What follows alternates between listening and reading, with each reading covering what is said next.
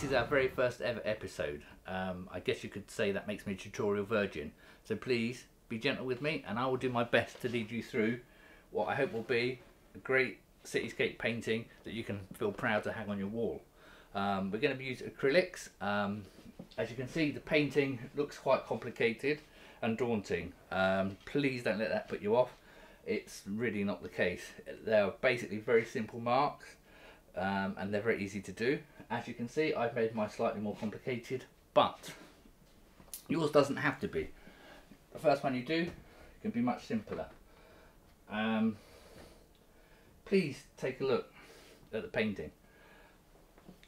The artist that did it, how many paintings do you think they did before they did this? Maybe 6, 7, 8, because it's quite accomplished. Actually, I can tell you, this is the first ever painting that my wife did. When I taught my wife to paint, I concentrated on mark making. These very simple strokes, this very simple layout on a straight line, with lighting. This painting taught her how to make marks, how to compose a piece, and how to light a piece. And that's really, if you can master those things, you can achieve great things like this in no time at all. You know, and in 2 days' time, you could have a piece like this hanging on your wall that you'd be really proud of. I recommend that you keep things quite simple, maybe like this. Or if you're a bit experienced and you're feeling slightly adventurous, then do what I did. You know, add some depth, add some perspective to this, maybe extra layers, and try new things, which is what I did. Either way, I'm sure that if you bear with us, I mean, this tutorial is going to be about an hour long, probably broken down into 3 pieces. This will be the first part, but if you bear with us, I'm quite sure that you will be able to achieve a really nice piece to hang on your wall. Thanks for watching, and I hope you enjoyed the tutorial. Okay, time to get the drawing on. Ooh, I can see you panicking already. But don't worry, we're going to draw one line. That's all you're going to need, okay? Now, if this is your first time doing this, I suggest you pick just one line, a point, somewhere between a quarter and a third and a halfway up the page, okay? Somewhere here. I would just draw a line all the way across here, and then everything below that would be water, and everything above that would be buildings and sky, and you're just in your face, and there it is. If you're feeling slightly more adventurous, and I would encourage you to do this, okay, is you can actually stagger your line, something like this, and if you can see that, okay, so that your waterline isn't straight then, okay, because let's face it, harbours aren't always straight. Building, you know, this would give you a triangle look, looking into the harbour, and the buildings would come out larger on both sides, and it would have a nice perspective to it. And if you're feeling adventurous, I would encourage you to go for that look and try that look. I'm feeling adventurous. Maybe it's the heat, I don't know. But what I'm going to do is I'm going to do something I've never done before on one of these cityscapes. I'm going to add some perspective that I've not used before. It might work, it might not. But if you don't know, if you don't try, you'll never know. So we're going to try it and see what happens. What I'm planning on doing, I think, here, let's get rid of this line over here. Okay, there we go. What I'm planning on doing is something like this. I'm going to have a line roughly here somewhere, going up at an angle. Okay.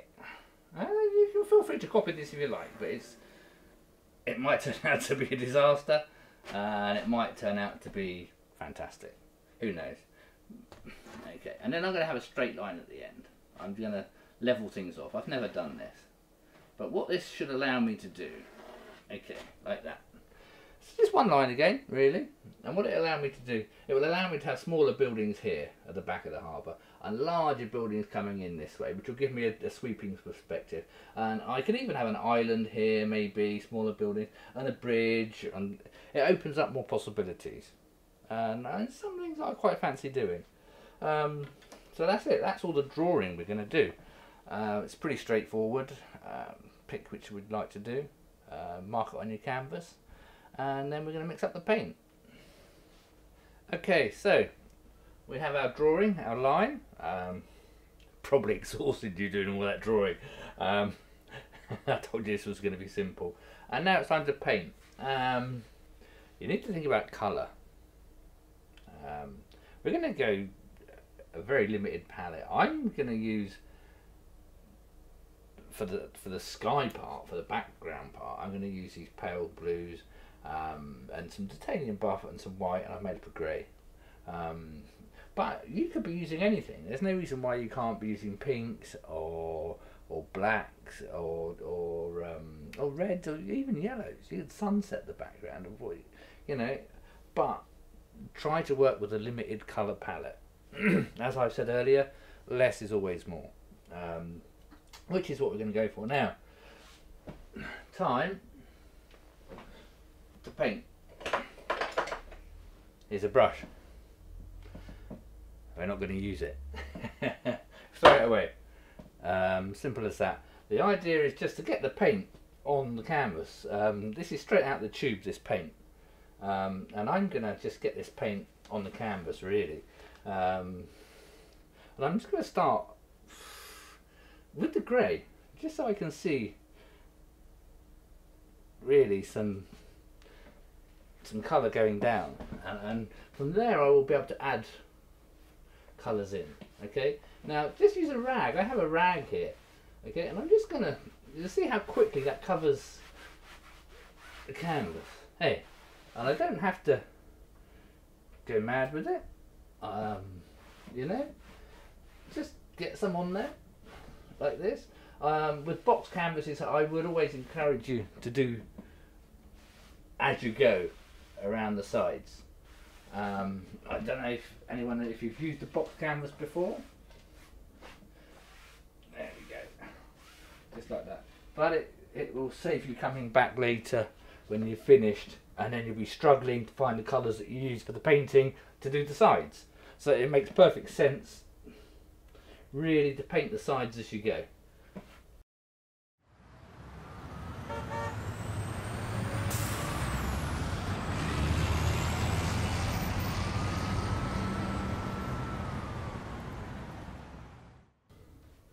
I'm going to take up some of this blue now, I think. I'm going to pick up a bit of this blue. There we go. I'm going to just, there we go. Just some of this, because I've never used this before like this. There we go. Just down, some of this down here, down the side. There we go. And just let it go.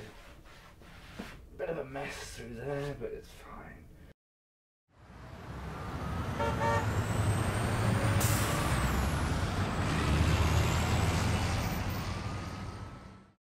Okay, I'm going to pull a bit more over the other side, so have some more on this side, down here, just, that's better, like that, there we go, that's better, just something like that, just something rough.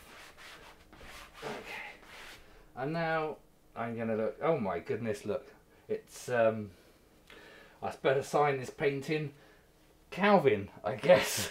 It's a pants painting. Oh my god, blue skid marks. This is not good. So excuse me while I use my crotch to finish the painting. I'm going to put some of this buff titanium on now. It's a very underrated colour, and I'm just going to pull some through here because I like the colour. And it kind of works nicely. Here, look at this. This is where this blue and this buff meet. Oh, that's a nice streak. You see, that just happened. And you just have to let things like this go. Just let things go. Let things happen.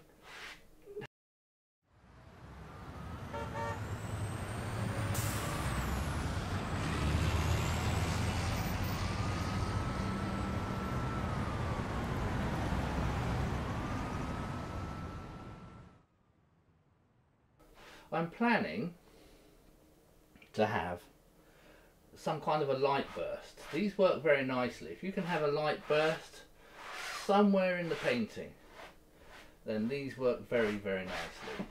Okay, so that's why I kept the white.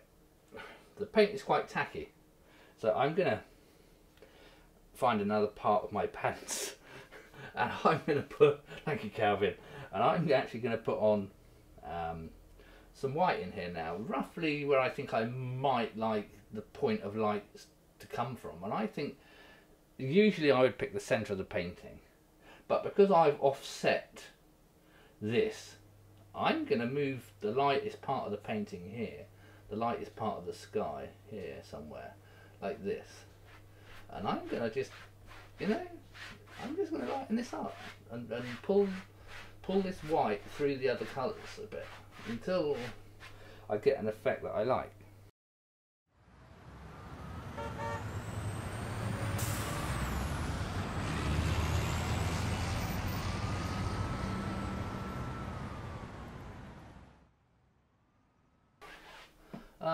Yeah, we've got a background. That's ideal. I like that.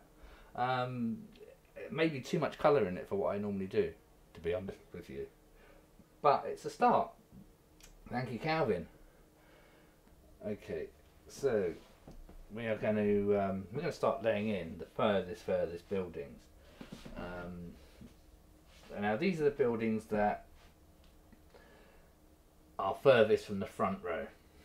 Okay, and of course mine are moving down at an angle. Yours will probably be flat, so you will just need to lay in the furthest buildings. And we're going to do them with a brush because we want them to be very, very faint, almost translucent. Because they're far away, you don't even have to recognise them as buildings. It's just literally shades of colour. I've mixed up some very light blue, some of the backgrounds, some whites and some greys, and we're just going to use those colours that we've mixed here, like this, and we're just going to put suggestions of the tallest, furthest buildings, which could be miles away in the background, really, I guess. And I am actually going to use a brush for these because I don't want people to actually recognise them as a building. In fact, we're going to go right up here with this one. Hey, we're going to go right up here with this. And it's literally just going to be a column of colour, really. Okay, I'm going to have kind of an edge to it, but that's what it needs to be, really. Is this? Okay, there we go. So it's kind of there. I'm quite tempted actually to stick some water. Let me get some water. Okay, now there's no reason why you can't put a bit of more water on there, so I've pretty much got pure water on the brush at the moment, and I'm just gonna brush that there. Like that's better. And if it, can you see that? And if it runs, then good. And if it doesn't, it doesn't. Okay, find another one. I'm gonna go for this. This is the blue. Let's see what this starts to look like, and I need to just get some idea of what might be in here. And this is okay. It doesn't have to touch. It can just be another column of colour here, like this. That you might just imagine in the background. It doesn't have to be perfect. They're just going to be the furthest buildings away, like that. Just there we go. And you don't even see. You didn't even have to have any detail or anything. It's just laying it in. Put a bit of paint on there, a bit of water on the brush. There we go, and just pull those in like this. That's it. So they're going to be the furthest ones away.